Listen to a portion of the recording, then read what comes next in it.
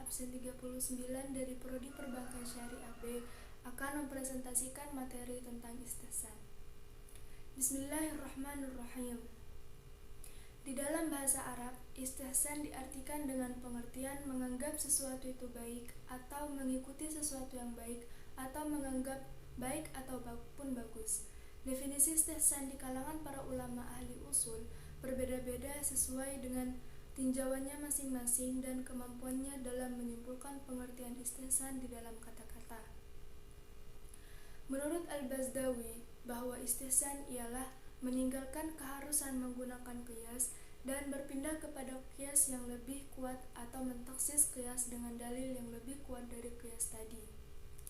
Menurut An-Nasafi, bahwa istihsan ialah meninggalkan suatu qiyas menuju kepada suatu qiyas yang lebih kuat atau dalil yang berlawanan dengan qiyas jalli.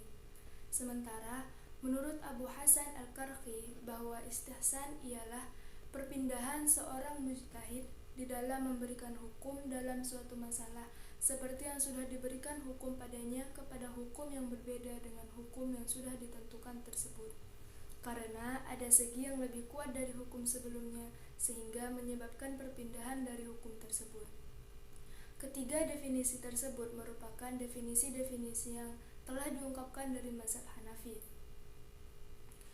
Definisi ini memberikan gambaran bahwa apapun bentuk dan macamnya istihsan itu terbatas hanya pada masalah juz'iyah saja. Dengan kata lain, seorang ahli fiqih dalam memecahkan masalah juz'iyah itu terpaksa menggunakan dalil istihsan agar tidak terjadi pemakaian kaidah yang tidak lain adalah qiyas secara berlebihan hingga terjauh dari ruh dan makna syara'.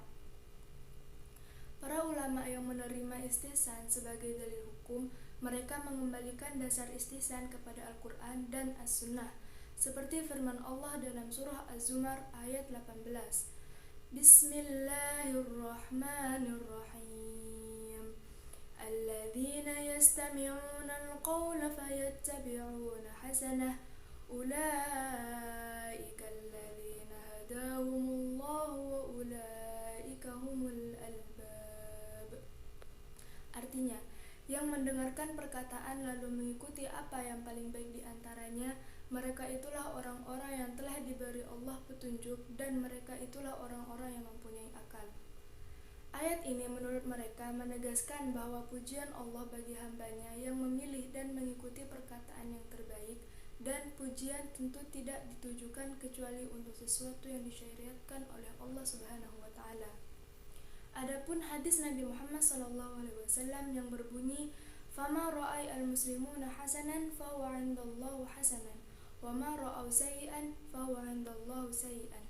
Yang mana artinya, apa yang dipandang kaum muslimin sebagai sesuatu yang baik, maka ia di sisi Allah adalah baik, dan apa-apa yang dipandang sesuatu yang buruk, maka di sisi Allah adalah buruk pula. Hadis ini menunjukkan bahwa apa yang dipandang baik oleh kaum muslimin dengan akal sehat mereka, maka ia pun demikian di sisi Allah. Ini menunjukkan kehujahan istihsan. Macam-macam istihsan dibagi menjadi beberapa bentuk berdasarkan dua kategori, berdasarkan kekuatan pengaruh dalil dan berdasarkan dalil yang melandasi. Dalam pembagian kekuatan pengaruh dalil, pengaruh istihsan dikaitkan dengan pengaruh qiyas. Qiyas maupun istihsan dibagi menjadi dua. Qiyas dibagi atas qiyas jalli, pengaruhnya lemah bila dibandingkan dengan pengaruh dalil yang berlawanan dengannya, dan qiyas khafi yang memiliki pengaruh yang kuat atas hukum istihsan dibagi atas istihsan yang kuat pengaruhnya walaupun khafi, dan istihsan yang lemah pengaruhnya walaupun jelas. Contoh pertama yang sering disampaikan para ulama dalam hal ini adalah masalah sisa minuman burung karnivora. Karena biasa memakan bangkai, seharusnya burung karnivora dikiaskan kepada hewan buas lainnya seperti singa dan harimau dalam hal najisnya liur mereka. Hukum tentang suci tidaknya sisa air minum itu bila memakai qiyas dilihat dari sisi keharaman dagingnya. Burung karnivora dikiaskan dengan hewan buas lainnya dari sisi sama-sama sebagai binatang yang haram dimakan dagingnya karena dagingnya najis, sehingga sisa air minumnya pun najis karena bercampur dengan air liur yang berasal dari daging yang najis. Akan tetapi, Bila dengan metode istihsan, sisa minuman burung karnivora adalah suci, dikiaskan dengan sisa minuman manusia yang juga suci atas dasar bahwa keduanya sama-sama haram dimakan dagingnya. Dari sisi berdasarkan dalil yang melandasi, istihsan dibagi menjadi 6 berdasarkan pada dalil yang melandasinya, antara lain istihsan dengan nas, istihsan dengan ijma', istihsan dengan urf, istihsan dengan kedaruratan, istihsan dengan qiyas khafi, dan istihsan dengan maslahat.